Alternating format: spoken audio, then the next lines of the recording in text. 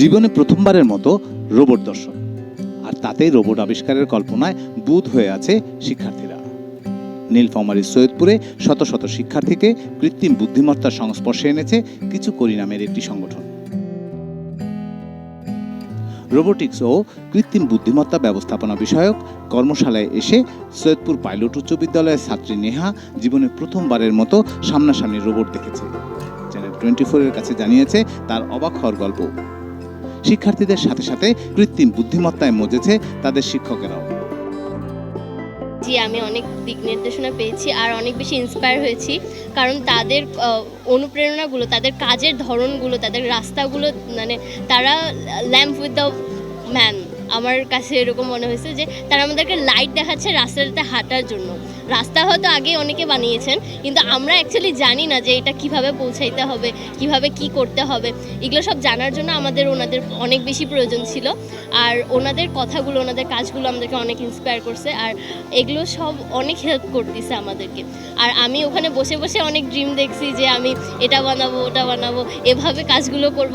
এমনকি আমি যে প্রসেসগুলো নিয়ে অনেক বেশি কনফিউজ ছিলাম যে আমি এটাকে কিভাবে কানেক্ট করব, এটাকে কিভাবে আনবো। ওনারা অনেক ওয়েও বলে দিলেন, বিভিন্ন ইনস্টিটিউটের কথা বললেন, বিভিন্ন সংস্থার কথা বললেন যেখান থেকে আমি হেল্প নিতে পারবো। প্লাস ওনারা নিজেও অনেক আন্তরিকতার সাথে আমাদেরকে হেল্প করবেন বলছেন। তো অনেক ভালো লাগছে এখানে আমাদের এখানে সৈয়দপুরে এটা হচ্ছে।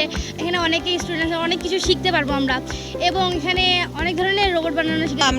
আমরা প্রত্যেকদিন ল্যাপটপ অথবা মোবাইল এগুলো ইউজ করতাম, কিন্তু এগুলা যে আরও কিছু করা যায় এগুলা বিষয়ে আমরা ঠিক তেমন জানতাম না। আবার হচ্ছে রোবট বিষয় তেমন জানতাম না, যেগুলা বিজ্ঞ আমাদের স্যাররা উনি আমাদের ধারণা দিয়েছেন। তারপর হচ্ছে রোবটের মানে ভবিষ্যতে রোবট আমাদের কী কী উপকার করতে পারে, আবার অপকার বিষয়েও কিছু কিছু ধারণা দিয়েছেন।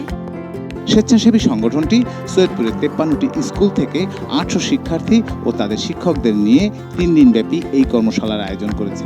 বলছেন তৃণমূলের শিক্ষার্থীদের নিয়ে দীর্ঘমেয়াদী পরিকল্পনা তাদের। গত কয়েকদিন ধরে আমরা যেটা লক্ষ্য করেছি, এই রোবোটিক্স অ্যান্ড ইন্টেলিজেন্স সিস্টেম প্রোগ্রামের উপরে যে আমরা কাজ শুরু করেছি, তাতে করে শিক্ষক এবং বিভিন্ন প্রতিষ্ঠানের যারা আইসিটি টিচার, বিজ্ঞান টিচার, এমনকি শিক্ষার্থীদের মাঝে ব্যাপক সাড়া পড়েছে। আমরা 53টি শিক্ষা প্রতিষ্ঠান থেকে আমরা আজকে 800 স্টুডেন্ট নিয়ে আমরা এই 3 দিনের কর্মশালা শুরু করেছি, যেখানে ঢাকা ব্র্যাক ইউনিভার্সিটি থেকে টিচাররা অংশগ্রহণ করছেন এবং আমাদের বাউস্টের আইসিটি ডিপার্টমেন্টের প্রধান অংশগ্রহণ করছেন। আমাদের প্রধান অতিথি আমাদের প্রিয় নেতা আসাদুজ্জামান নূর ভাই ছিলেন, ডিসি মহোদয় আসছেন এবং অনেক শিক্ষকরা আসছেন। তো আমি যেটা মনে করি সেটা হলো যে আমরা আমাদের এই জায়গা থেকে কাজটা করে মানে প্রধানমন্ত্রীর সেই প্রত্যয়কে আমরা বাস্তবায়ন করতে চাই, আর আমরা আমাদের সৈয়দপুরের যারা শিক্ষার্থী আছে তাদেরকে আমরা স্মার্ট হিসাবে গড়ে তুলতে চাই। সংশ্লিষ্ট বিশেষজ্ঞরা বলছেন, স্মার্ট বাংলাদেশ গড়তে কৃত্রিম বুদ্ধিমত্তার এই প্রযুক্তি তৃণমূলের শিক্ষার্থীদের মধ্যে ছড়িয়ে দিতেই তাদের এই আয়োজন। শিক্ষার্থীদের সামনে এই প্রযুক্তির ইতিবাচক ও নেতিবাচক সব দিক তুলে ধরা হচ্ছে এই কর্মশালায়। আমরা ইউজটা শিখেছি, বাট আমাদেরকে যেটা করতে হবে, আমরা যেন এই জিনিসগুলো নিজেরা ডেভেলপ করতে পারি, বা আমাদের যে স্টুডেন্টরা আছে বা আমাদের যে ইঞ্জিনিয়াররা আছে তারা যেন নিজেরা বানাতে পারে, ওই পর্যায়ে আমাদেরকে যেতে হবে। আমরা এখন ইউজগুলো শিখছি, বাট আমাদেরকে যেতে হবে ওই পর্যায়ে যেগুলো আমরা যেন সমাধানটা বানাতে পারবো। হ্যাঁ, এই অবস্থা। এবং আমরা যেটা বলি যে হ্যাঁ, এই জিনিসগুলো অনেক সময় অনেক খারাপভাবে ইউজ করা যেতে পারে, এইগুলা থেকে কিভাবে আমরা মুক্তি পাবো। দেখুন, আমাদের মাননীয় প্রধানমন্ত্রী 2041 সালে যে ভিশনটি দিয়েছে, স্মার্ট বাংলাদেশের ভিশন, এটি একটি যুগান্তকারী ভিশন। এবং আমাদের স্মার্ট কর্মদক্ষ জনগণ হিসেবে নিজেদেরকে তৈরি করা এটাই সুযোগ। কারণ আমাদের যে পরিমাণ জনবল রয়েছে, আমাদের যে পরিমাণ জনগণ রয়েছে, এটাই কিন্তু আমাদের শক্তি। এবং এই শক্তিটাকে আমরা যদি ইউজ করতে পারি, তাহলে পরে আমরা একটা স্মার্ট জেনারেশন হিসেবে তৈরি করতে পারবো। এবং প্রতিটি মানুষ এক একটি ফ্যাক্টরিতে রূপান্তরিত হবে, যা আমাদের আর্থসামাজিক উন্নয়ন ঘটাবে, যা আমাদেরকে বিজ্ঞান মনস্ক করে তুলবে এবং চতুর্থ শিল্প বিপ্লবের সাথে আমাদেরকে লড়াই করার একটা উপযুক্ত শক্তি হিসেবে তৈরি করবে। এদিকে কর্মশালায় যোগ দিয়ে নীলফামারী জেলা প্রশাসক বলছেন, এসব বেসরকারি উদ্যোগের পাশাপাশি সরকারেরও বিশাল উদ্যোগ রয়েছে। সবাই মিলে এভাবে কাজ করলে আগামীতে একটি বিজ্ঞান মনস্ক জাতি পাওয়া সম্ভব।